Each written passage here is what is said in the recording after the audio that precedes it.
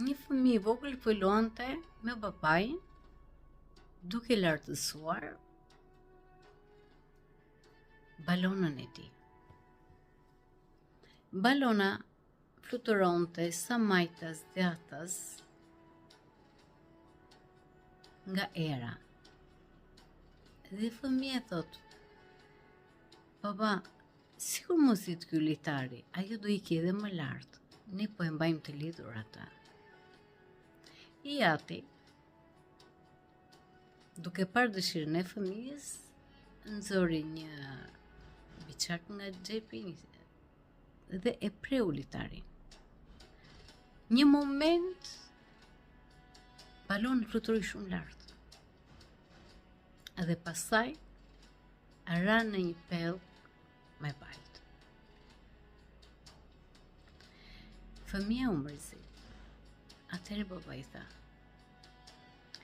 "Ndonjëherë ne na duket se ai litar na mban të lidhur. Në të vërtet, ai litar na mban balancën që kur të lartësohemi të dimë kush jemi."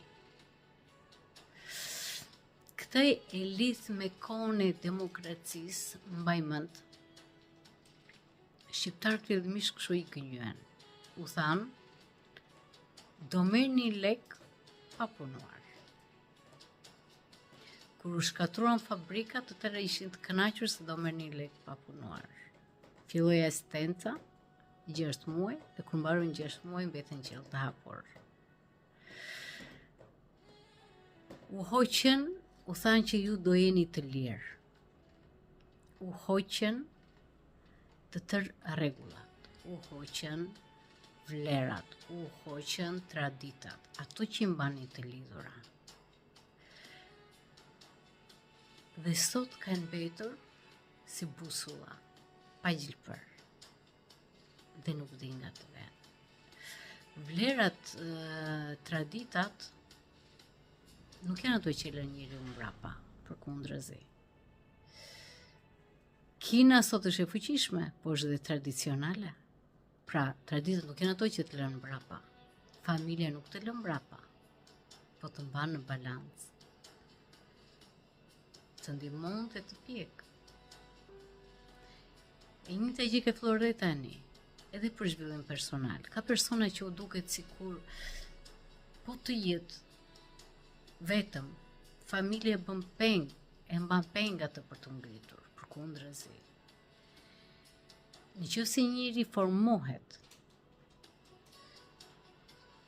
vedisohet, atëherë ai kupton vlerën e tij në të vërtetë. Dhe nëse i e vler vetes, i e vler çdo kujt. Por nëse ne flakim familjen, flakim vlerat, flakim ato çfarë ne na bëjnë, atëherë rënimi është vetëm thjesht në kohë. Vedisimi është thjesht me këmbë në tokë. Faleminderit që më dëgjoni.